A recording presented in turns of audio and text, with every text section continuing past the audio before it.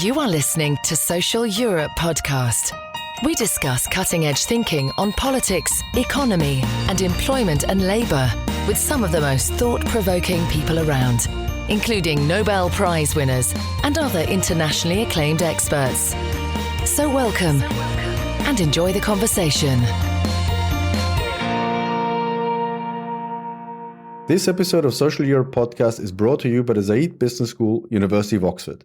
Maximize your effectiveness in the changing global business environment with the postgraduate Oxford Diploma in Global Business. Taught in 4 short modules over a year, the program is designed to accelerate your career and increase your impact while minimizing the disruption to your work and family life. Learn alongside senior executives from around the world and develop a lifelong network. Visit the Oxford Diploma in Global Business website to find out more. Hello everybody and welcome to Social Europe podcast episode 48. My name is Henning Meyer, Editor-in-Chief of Social Europe. Today I'm in conversation with Diane Coyle, who is a Professor of Public Policy at the University of Cambridge. Diane was previously Professor of Economics at the University of Manchester and has held a number of public service roles, including Vice Chair of the BBC Trust, Member of the Competition Commission and Member of the Migration Advisory Committee. As always, I hope you enjoy the conversation. Okay, Diane Coyle, thank you very much indeed for taking the time this morning to talk to me about technology, what technology means for economic policy, public policy, and also economics as an academic discipline. And let me get going with one of the quotes that I found from you that struck me. So you made the argument that all technology is social. Could you maybe explain what exactly you mean by this? There's a lot of debate about the future of technology in terms of the effects on jobs or the structure of markets and digital giants and so on, that seems to take it for granted that the path of the technology is determined. So there's a lot of technological determinism about it. And yet the way that technology gets used, diffused through society, even actually what gets invented in the first place, the direction of innovation in the first place, they're all shaped by economic and social factors, whether that's something as kind of hard-edged as financial incentives and the relative price of different factors of production, or whether it's social norms and the culture in which the technology is being used. My favourite example is actually electricity, because this is a late 19th century technology. It's been in widespread use in many countries since the early 20th century. And yet there are still many parts of the world where it isn't possible for the electricity companies to provide a consistent supply. And that tells me that because of the characters of the product and the technology and the complexity of the structures, actually the social aspects of that are really, really important. I'll play it forward now and into the debate about automation and jobs. And you find people making some quite extreme predictions about job losses due to automation and AI. And of course, we know that we didn't deal well with the kind of job losses in the early 1980s or early 1990s that came about through automation. So the policy challenge is very real. But the idea that it's inevitable seems to me obviously untrue, because if you look back at different types of technology, the Industrial Revolution wave and the second Industrial Revolution wave in the early 20th century, they had completely different social effects. The Industrial Revolution gave us great inequality and social upheaval, and the 20th century innovations gave us a much more socially fair diffusion and use of technology and improvements in living standards across the board. Nobody's asking why they were different, and that's the kind of question I'm interested in. So basically what you're saying is that we should have actually a social and societal argument about technology, because first of all, what is being developed is socially determined to a large extent, and even if it is developed, how it is disseminated is also very much a function of what society allows to be disseminated. That's absolutely right. And the first point about what gets developed, you can see playing out right now in 2 key technologies. One is in AI.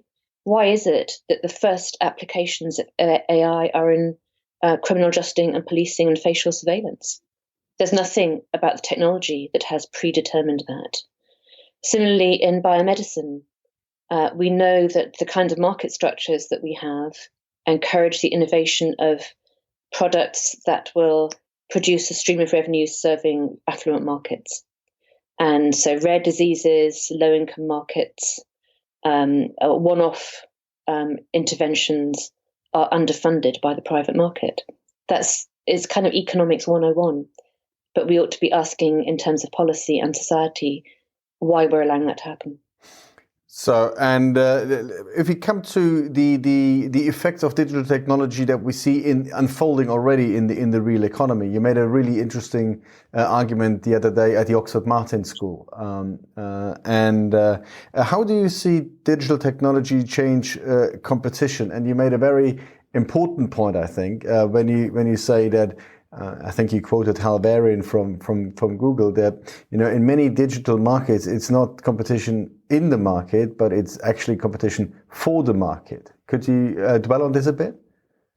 Yeah, I mean, the insight dates back to the economist Will Baumol, who coined these phrases in competition in the market and for the market. And yet we've had a approach to competition policy that thinks about competition at one moment in time, competition in the market. But in any market, whether it's a classic natural monopoly like electricity or railways, or a new quasi-natural monopoly like a digital market where there are very, very large economies of scale and increasing returns and network effects, then competition is going to be that you get a dominant player or perhaps two at any moment in time, but the market needs to be contestable. It needs to be possible to replace them with somebody else. And so competition policy needs to focus on the conditions for making that possible. And although the theory's been there for a while in economics, the sort of practical tools that policymakers need to understand how do they do that, how do they evaluate the scope for new entrants to come into the market, that hasn't been in place. And it's something that is just starting to be thought about. And that's a very interesting point because, as you rightly said, so the standard economic thinking is a cross-section, any given point in time, and you analyze the market structure. But this seems to be an era of time, so where you have an absolute dominant player that could be replaced at some point in the future rather than today. And how do you see that? Obviously, you mentioned natural monopolies, and standard economics would say there's an increased obvious role for regulation in natural monopolies, given that you have, in a sense, if I understand you correctly, potentially time-limited natural monopolies in these markets. Would you also see that regulation ought to play a bigger role in this? Yes, I don't think competition and regulation are entirely alternatives, and there will be some things that we want to regulate. And in particular, regulation that makes that kind of sequential competition possible. So in the digital context, that would include, for example, regulation about technical standards for data and interoperability of services so that it's possible for new entrants to access the kind of data that give the incumbents their advantage. There's an argument that there is a feedback loop whereby the incumbents like Google and Facebook already have so much data on their users that they can develop better products, get more users, get even better data, and so they build themselves a positive feedback loop. How does anybody else break into that? Well, partly it might be that that data is accessible because the technical standards and the metadata and the formats are standardized so much. And that's clearly, I think, a role for regulators to play. So regulation can be pro-competitive, and I think ought to be charged with being pro-competitive. And I've heard the argument in recent research that this situation could even stifle innovation because the incumbents don't necessarily need to innovate to stay ahead of the game because they have this natural advantage. And for the potential competition, the marginal cost of competing is so high because exactly at the moment they do not have access to the raw material they need. I.e. the data in order to innovate. So it's a rather rigid structure. I think there's a really interesting phenomenon at the moment whereby you see a company like Facebook maybe degrading their own product so much that maybe that's going to incentivize their users to switch to something else. And they themselves have to strike this balance between making it so unattractive that users want to leave them and taking advantage of the kind of data acquisition that they have in place to create ever more profit for themselves. And a second point related to this is obviously not just how players dominate one particular market, but how they use the network effects of that data to move into completely different sectors. And one of the things that struck me is that if you look at, say, the expansion of Amazon as an example, I mean, you could see how it would be a natural progression from an online bookseller to sell other things and maybe even go into logistics. But how they became the dominant player in cloud computing, producing voice-enabled speakers, and are now apparently looking into a health insurance market in the United States, because this is a very big market and largely undisrupted. So there seems to be a sort of anarchic expansion. It's certainly not linear as you used to think about expansion of a certain business. So how would you analyze this? The technical term for this in the literature is envelopment, that once you have a group of users in one market, you can use that users to get yourself into another market. And another example would be Uber as a transportation company, but then it gets into Uber Eats, into food delivery, because it's got a very large user base. There's a competition policy challenge there, because we're used to analysing specific markets, the market definition. And obviously, these are companies leveraging their great size into other markets. So as the competition regulator, where do you draw the boundaries on what you ought to be investigating? So Amazon is a really interesting example. It's a great service. It's fantastic for its users. It delivers great prices, great services, convenience, timeliness, all of those things. And what it's done over the years is actually not take out profits, but invest a lot of its revenue in building all of these other services, building the data centers for its cloud business and so on. And so one question, I think, is what's the consumer detriment? What exactly are you worried about that they're doing to harm their consumers? And there are some obvious things that aren't being tackled. We get loads of deliveries from Amazon. They create loads of packaging. Local authorities have to pay to remove that. There are environmental costs. So it seems to me there are clearly there's an externality there that one should tax. One should tax the use of packaging, perhaps, or the use of delivery vehicles more, and so on. But on your kind of wider question about, do we worry about their growing power? Do we worry about them going into health insurance? Well, I'm not sure I do, because that market in the US clearly does need disrupting. It serves people really badly. If Amazon goes into it, that would probably be very good for consumers. If you worry about their power, then that takes me back to the data point, that you want it to be possible for anybody to break into that market and offer a better insurance product, because they can access customer data in a standard format using APIs. And one model is the open banking model in the United Kingdom. I'm not sure how well it's actually working in practice, but that's the thought behind it, that you create APIs for anybody to be able to access the customer data and build products and services to offer. We don't know whether it will work. I think it's worth trying, though. And I'm not necessarily arguing that they shouldn't disrupt the insurance market, but it's as you say, it's a question of Amazon. I think is a very good example, because, as you rightly said, they never sort of paid any money to their shareholders. They reinvested their profits for decades into aggressive expansion in pretty much all areas they could really think of. So that's why I like this as a prime example where the sole focus has been really from a business strategy point of view on expansion.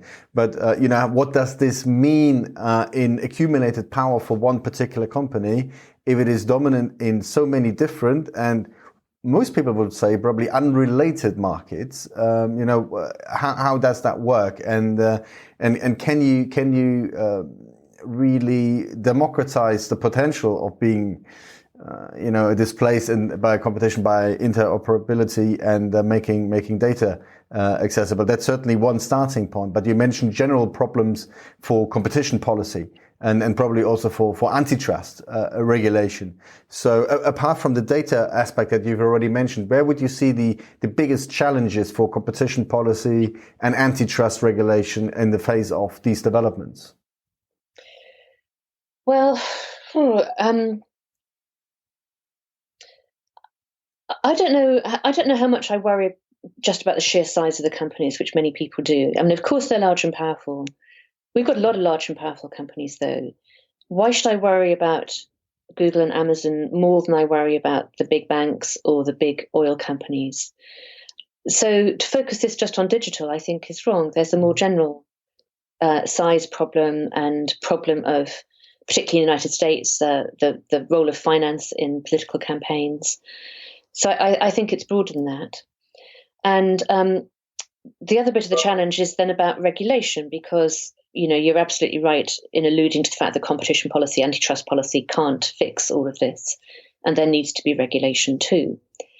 So if we are concerned that Amazon and Microsoft and Google are the three companies that are building the data centers that have become part of critical national infrastructure, you're not going to easily open that to competition because they're very large capital investments and the incumbents have a big advantage.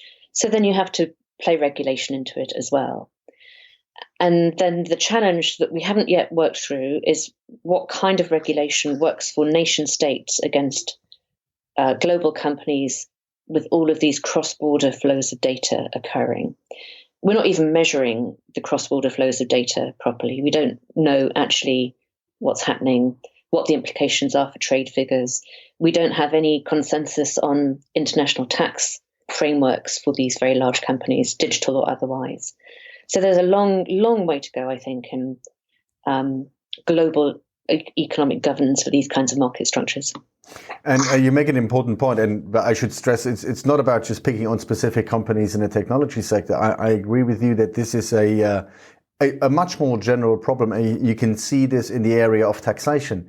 I mean, we have digital companies, but also to a large extent digitizing companies, where traditional industries are becoming more and more digital, and you will have the same problems there that you now see in, let's call it maybe purely digital companies. And some of the, for instance, taxation challenges have nothing to do with the technology itself, but more with the move of the economy towards more immaterial assets. I mean, how you price the use of brands and these sort of things. I mean, transfer pricing, and these are not necessarily digital questions. So we have, as far as I can see, these two things coming together, and the taxation model is breaking down as a result of this.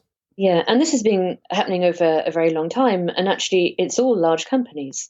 If you look at the accounts of a supermarket chain or any other retailer, you'll find that they've got complex tax structures going through low tax entities like the British Virgin Islands. So this is across the economy, and it's come about because of a change over several decades in, if you like, the norms of acceptability of corporate behaviour. If a government really wanted to do something about it, it could say it would not procure any products or services from companies with complex tax structures.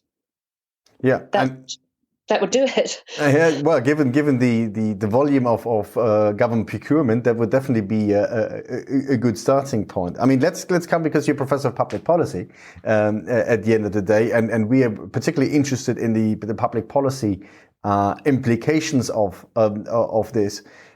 And yeah, I mean, the first thing is, as you rightly say, I think to identify that this is not just about digital companies. There's a much wider spread problem. And given that technology is in all sorts of sectors becoming more important in the future, no matter whether you are a native digital company or a more traditional company that is effectively forced to introduce more and more of those technologies, these problems are likely to become more widespread, aren't they?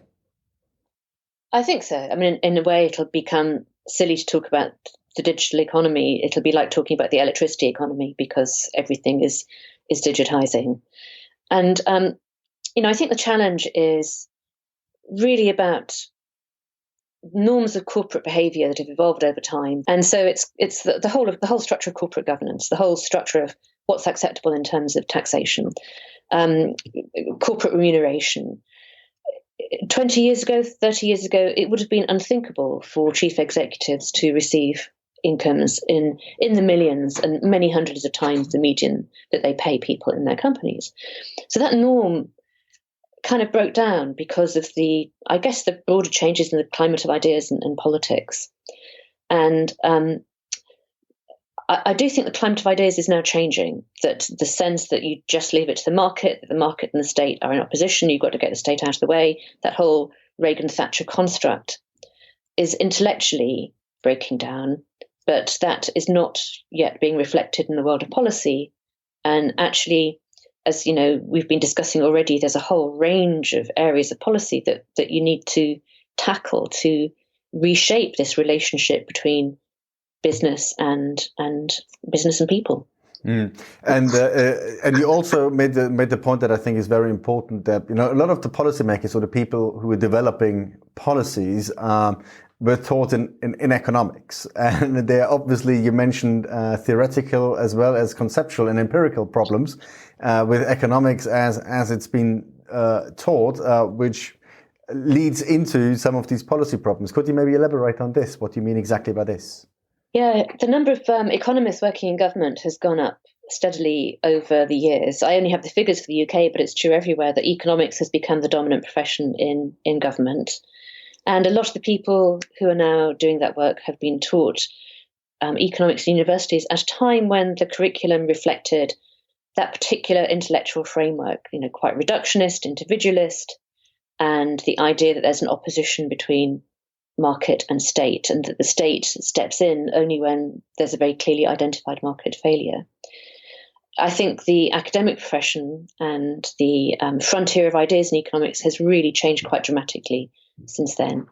And if you think about behavioral economics, market design, the importance of institutional economics, economic history, all of those have completely turned the tide on how you would think about the economy.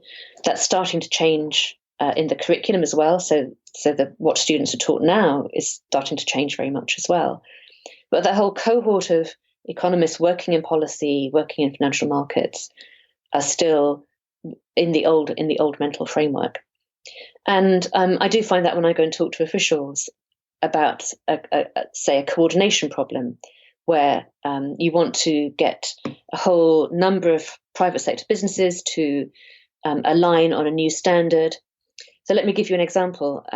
There's a campaign here called Close the Door, which tries to persuade shops to close their store doors during the winter rather than leave them open and have heat blasting down. So it's an environmental campaign.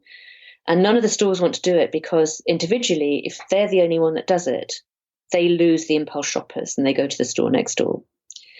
And so it needs the government to say, you've got to close your door in the winter. And it's a very simple coordination intervention. It's free, doesn't cost the government anything. And trying to explain to officials that this is a coordination problem that only official intervention can solve is a really uphill struggle, and obviously hasn't worked. But there are loads of that kind of coordination problem where the government's action can shape the market and help it grow and help businesses. And it's not difficult economics, it's very basic stuff. And it's just quite hard to get that kind of message through.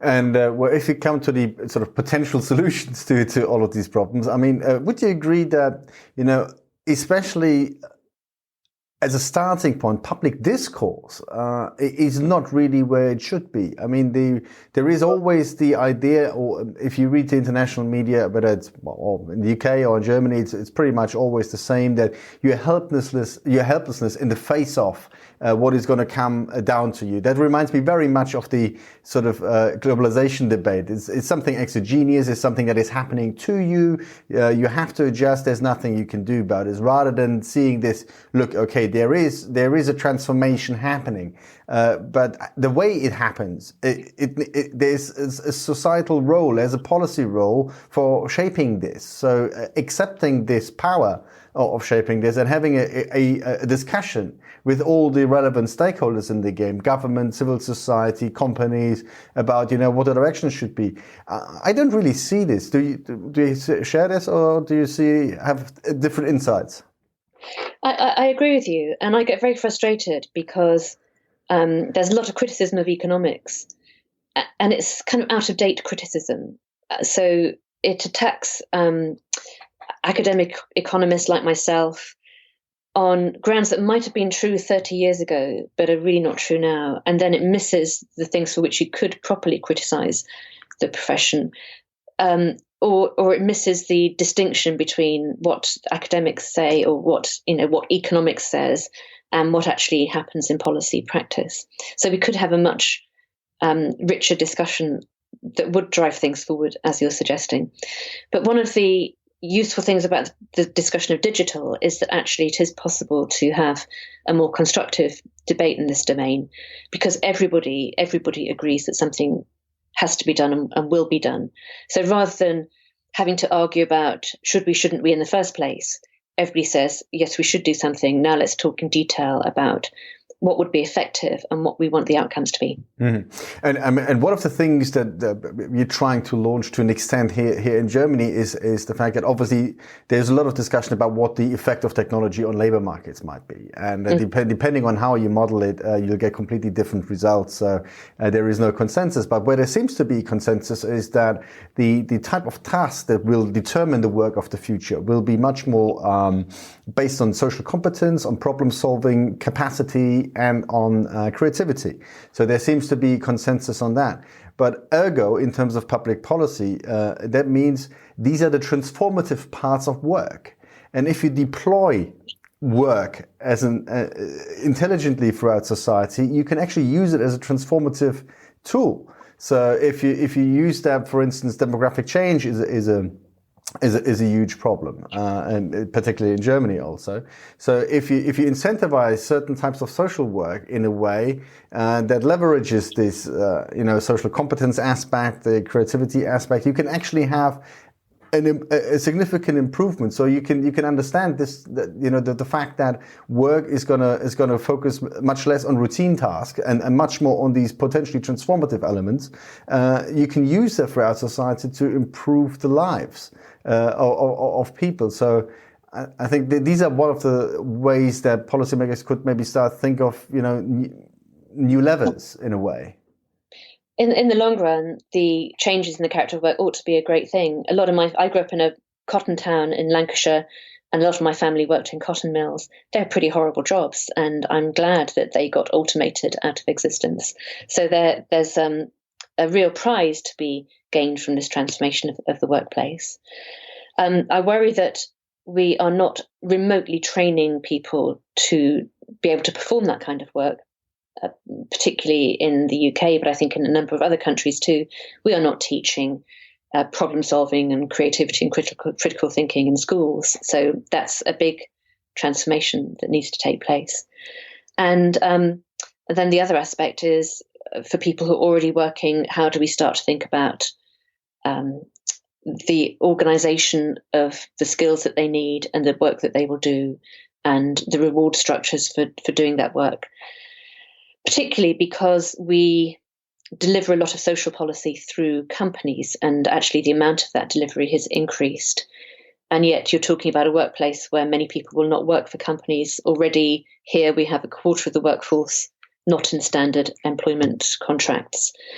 And so using companies to deliver the social contract and social policy is not going to be sustainable. So that's another big transformation that I would say needs to take place. Yeah, and you make a very important point. I mean, the educational system is still not geared towards teaching the core competencies, but much more, it's still much more about memorizing state-of-the-art knowledge that might be obsolete or outdated in 5 years' time. The dates of battles and quotations from novels and things that are, really good to know and good mental discipline, but won't equip you for the workplace of the future. Well, absolutely. And towards the end of this, let me ask you the same question that I ask pretty much all people that are part of the show. If you were a policymaker, given the set of challenges that we've just talked about, what would your top 3 priorities be? Where would you start to introduce policy change, and what kind of change would you like to see in position 1 to 3? So I think it's very hard for the government to fix everything itself. And I would put the emphasis on equipping people with the agency they need to determine their own futures. So one would be the education system, and changing that to equip people with the opportunity through their lives to get the training that they need. One would be about access to basic infrastructure. basic travel, broadband at high quality and good prices. So, education and health on the one hand, physical infrastructure on the other hand. So that has to be improved. And then the third is housing, actually, because it's one of the basics. And if you're not delivering a decent place to live, the state is failing. And do you see a connection between, the move towards conurbation area and sort of the disempowerment of rural areas? So would you accept this as something that is just happening, or would you have a special program to sort of improve access and the connection of rural areas that seem to be difficult? Yeah, this seems to be a big challenge everywhere. Our term for it is left behind places. And it's clear that the forces of agglomeration in the modern economy have been very strong. So urbanization has always gone hand in hand with economic development. And if anything, that's accelerating now. And I think people make a choice. Either you want to go into the urban area for the opportunity, or you want to stay in a more remote area for the quality of life or different reasons. But there needs to be a sort of basic minimum. And some places have fallen below that basic minimum in terms of connectivity or basic public services. So I would see it as a kind of minimum offer, which has not been delivered everywhere in recent times. Well, lots of challenges ahead. Diane Coyle, thank you very much indeed again for taking the time to talk to me this morning. It's been my pleasure. Thank you. Thank you. Thank you very much for listening. We hope you enjoyed it. Make sure you don't miss future episodes by subscribing to Social Europe Podcast. You can also read our articles on www.socialeurope.eu and follow us on Facebook and on Twitter @Social Europe. Until next time.